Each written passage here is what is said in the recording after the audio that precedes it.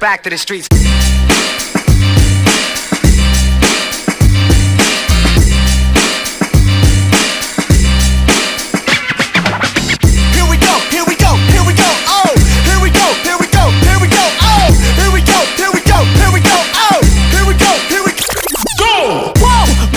What's up, guys? I'm here with Gareth West of West Developments. We're at the multifamily conference in Toronto. How are you feeling about the conference so far? Well, this now my second year of attending the conference. I'm really impressed, with the change of venue, which I think allows for a lot of the bigger names that we're seeing on the lineup for today and tomorrow. I'm also really interested in the various booths, I think, which outnumber those that existed at the last conference. So for those two reasons, I'm really a fan of this new setup. Have you seen any good speakers so far that you're interested in what they had to say? I have. I've been speaking and communicating with Marcin Trudes for about a year now, since, in fact, the last conference. And he and I had spoken about a few of the things he has going on in the States, as I've also had a portfolio down there for some time. So I was interested to hear the things that he had to say, and in fact, really to hear a little bit about what prefaced what he's doing right now in the business of real estate. And you mentioned having a portfolio down in the States. How are you feeling about things going on in the States? I know we get a lot of the headlines with what's going to happen next and everything like that with the housing market. Well, I think that there still exists a tremendous amount of money to be made in the States, both in multi-units, even in single families. I had a portfolio of single families, did quite well on it. And I see that when you look at the price per door, particularly in the South, you can just get so much for so little. And it's hard to overlook that amount of your dollar going that far. Yeah, you hear a lot of people talking about Alberta for that reason right now as being a good place to price per door. But I know some investors get a little bit hesitant when going that cross-border, making that jump to the U.S. What would you say to those folks? I can't speak to that because I'm a dual citizen. Okay. So I can't speak to that. Fair. I never, although for the rest of my life I have to file in both countries, which is, I suppose, a small price to pay. There. Yeah. Now, with respect to Calgary and Alberta in general, I mean, I think that when it looked as though the oil was booming, or when the oil was booming, I think that was a viable solution. Though I think the reasons that prices per door could be plummeting there is because there's not as much value. And until that oil reopens, if it ever does, I suspect that'll remain the case. Yeah. There's a lot of unknowns when it comes to Alberta, I guess. One of the speakers here, Pierre Paul, had discussed his life story at the last year's conference, in which he had invested heavily and kind of had the rug pulled out from underneath his investments and had no choice but really relocate his family because he owned so much out there, and he had to kind of ride it out. And I'd much prefer to be, having just relocated from Montreal to Toronto myself, I'd far prefer to stay in the GTA than hightail it out to the Midwest. Yeah, there's a saying I heard once about buying property in New York City. You'll never lose money buying because it's always growing. It's always going to be a hot commodity. Same with this city, I think, now with Toronto, right? Agreed. And although I don't necessarily think that the GTA for myself for purchase is the right strategy, I feel as though outside of the GTA are those places, these pockets that will likely double in value over the next 10 years. It's still Ontario?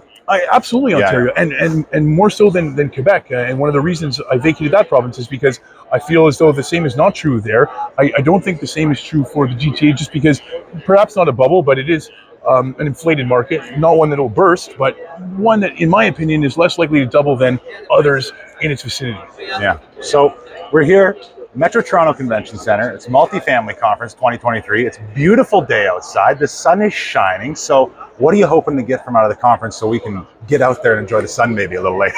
Well, you made a good point there, and we have to forego an ideal voting day for this conference. So small price to pay to keep the bucks rolling in. Yeah. I'm interested to hear Alex Rodriguez speak, and I wasn't aware that he was involved with Grant Cardone to the extent that he is. Grant Cardone is, of course, another speaker who's at this year's conference, who wasn't there last year. But I am interested to hear what he says. He's obviously a man of considerable wealth, and it's often good to have big ears when you're around people like that, to see what it is that they've got them where they are. Yeah, I'm looking forward to seeing A-Rod. I'm looking forward to seeing Grant Cardone. There's some other great speakers that are happening here, so lots for us to get back to. So we're not going to take all of Gareth's time. Appreciate you stopping to chat with us. As always, it's great to see you. I'm here with my boy David Hulshof from Elevation Realty, commercial team lead at Elevation. How's the conference going for you so far? It's been great. Yeah, a lot of good content, meeting a lot of good people. It's been a fun process. Now I know you're here working the booth. Have you had a chance to see any speakers yet? No. Not this year. I saw a lot last year, a lot of good content, but we've been busy out here just getting to know everybody. Yeah. Well, that's good. Hey, you know what? There's A-Rod's later on tonight. We got Grant Cardone tomorrow. I know that.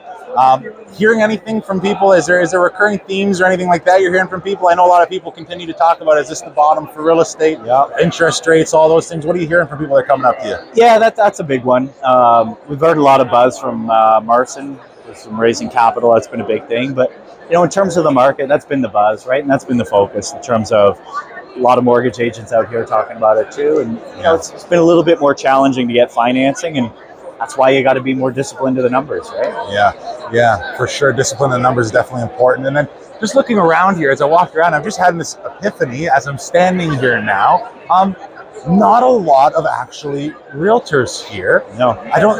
Is it just me, or is there not a lot of commercial realtors? Like, it's a multifamily conference, so there's a certain kind of understanding that I think you need to have. So what's the sell, I guess? What's the pitch to people that are coming here looking for help kind of scaling up from maybe a duplex, triplex, and getting into buildings, what I know you specialize in? It's a great question. I think a lot of what we're doing differently than everybody else is data, discipline to the data, right? So there's a lot of mortgage agents, and we've actually utilized a lot of them and the underwriters to build our analysis. And that's the driving point for us, is especially now more than ever, right? Is sticking to the numbers. Where does it make sense, and where does a deal not? And a lot of deals right now, they're not making sense. And, we got to get the sellers to come down to a number that makes sense for the buyer. So this weekend, any main goals for you? Key KPIs coming out of the event? Honestly, just enjoying meeting everybody, reconnecting with people I haven't seen in a while. Would like to get the opportunity to get in and see some people. Grant Cardone tomorrow would be great. But just interacting and reconnecting. Keeping things serious, it's probably the nicest day of the year so far in Canada. We're all inside, the sun's shining. It's okay, the sun's shining in here too. Appreciate you taking the time to chat with me, brother. Appreciate Thanks so it. much. Thank you. How you doing, Hani? Good to see you, buddy. Pretty good. How are you, Mike? Good. Hani's here, taking in all the conference things, seeing some of the different speakers. You seen some speakers so far? Some awesome nuggets, awesome takeaways. Yeah.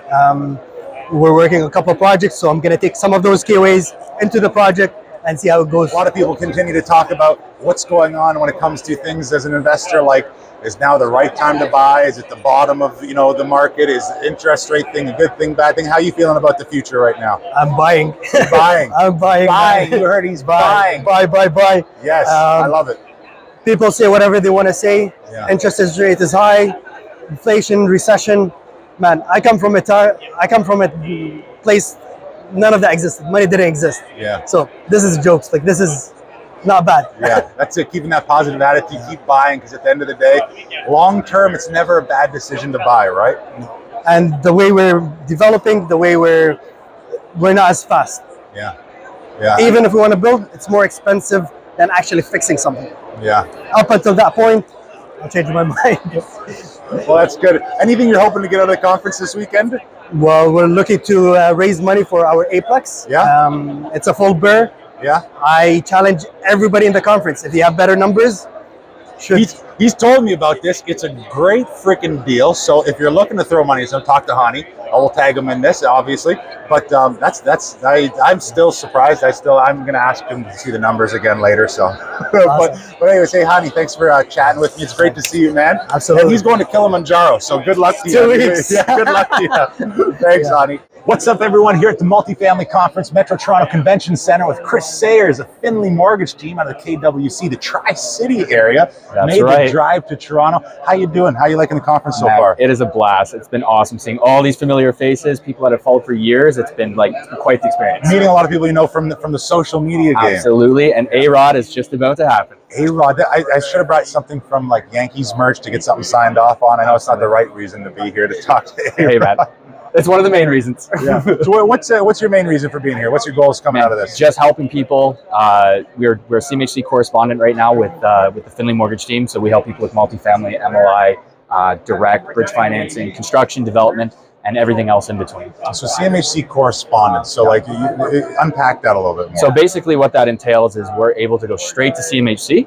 We're able to apply direct with them without going through the lender. Therefore, we can give preferred rates, preferred terms. We can be direct with their underwriters, and then we can take that and then shop the deal around to various lenders to get the best rates and solutions for our clients. Okay. So have you been meeting some people here to help them out with? Like, Absolutely. what are you hearing from people as you're meeting them here? Right now, people are definitely interested in the multifamily space. So, 6+ units, commercial side.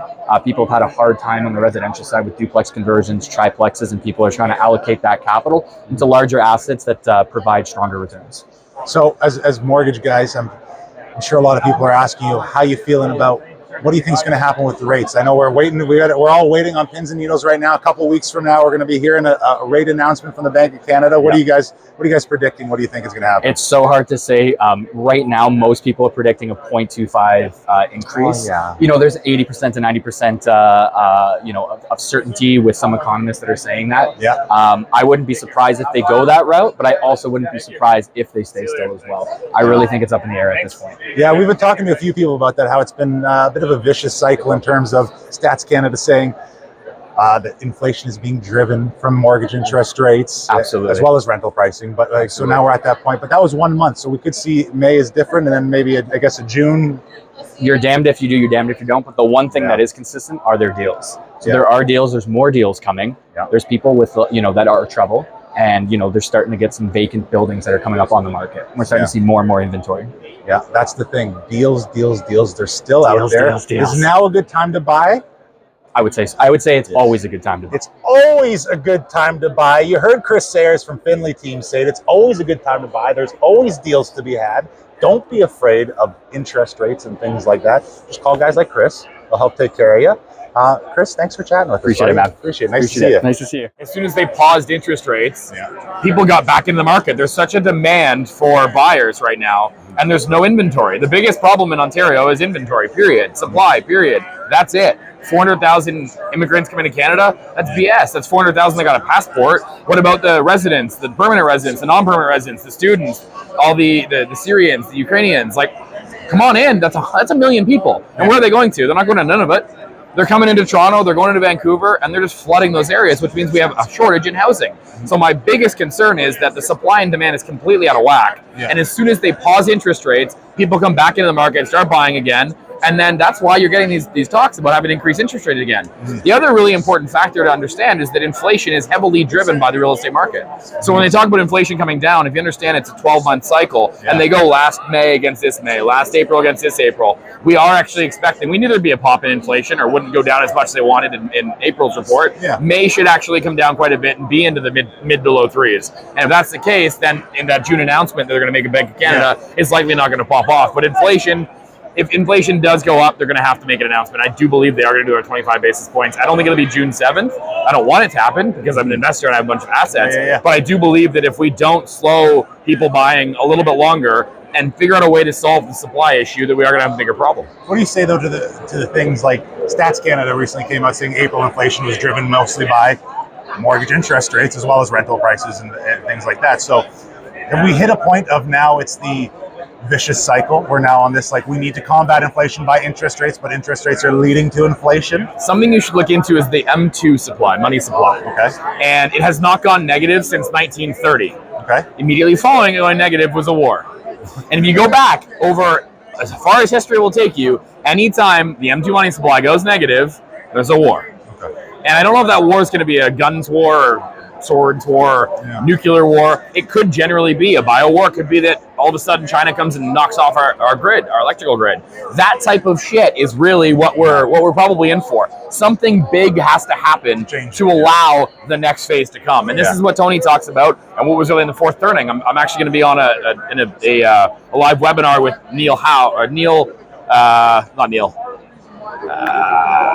I'm blanking on his name, but I can get that to you. Anyways, basically what they do is the fourth turning. It's seasons. It's 20-year cycles. Hard times create strong men create good times create weak men create hard times. And we're in that cycle. We've had a lot of really good times that have made really weak people.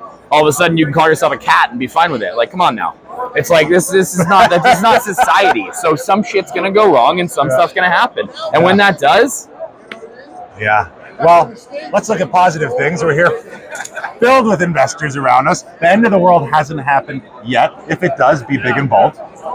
But until that, multifamily conference, Metro Toronto Convention Center. You got the team here. Everyone's here doing their thing. Sure How do. are you feeling about this? You've been here before. Last year, I was here last year when it was in Brampton. Yes. It was in Brampton. It was in Brampton. It was at the hockey stadium or whatever. It was Brampton Battalion or whatever, and maybe 10% was full. It was quite funny. The whole floor was covered, and then after that, there was no one in the stage because it was just such a big venue. So it's really cool to see this kind of filled up and it's doing well. This whole like vendor setup is awesome. A lot of people are really heavily in real estate. I think where I go with a lot of that stuff, I talk about the doom and gloom side of things. It's not about the negative of it. It's that there's opportunity in any atmosphere. There's opportunity in any environment. We have to be educated. If you don't understand what causes inflation or what could change inflation, what causes recession or how we can get out of recession or how those cycles happen, then you overextend yourself. So I'm in a position now where I'm looking at not necessarily selling out of everything, but I'm looking at locking in some of my rates, refinancing a lot of my stuff, being a little more conservative, adding a bigger contingency, having more dry powder, extra capital on the sidelines.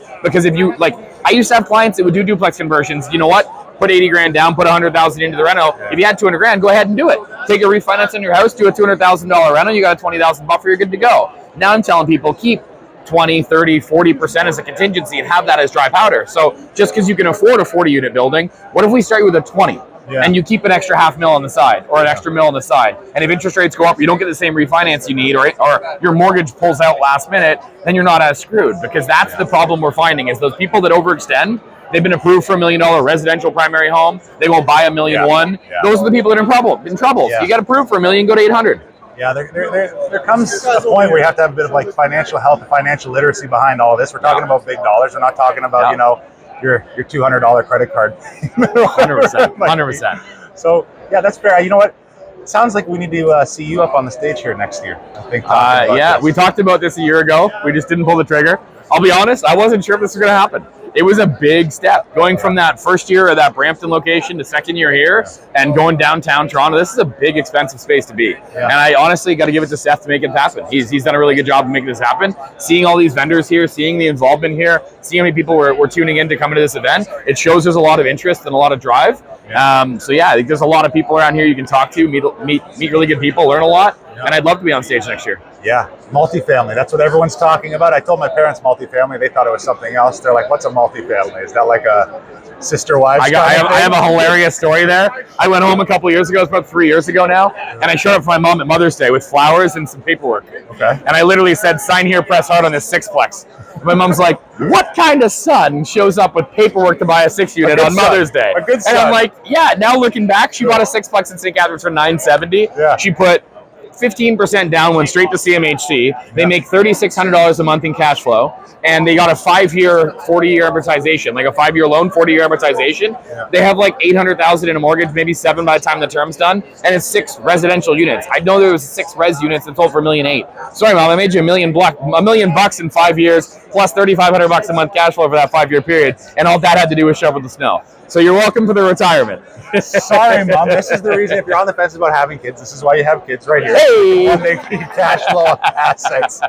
Anyways, thanks, Dylan, for taking the time to talk with me here today. Multifamily Conference, Toronto 2023.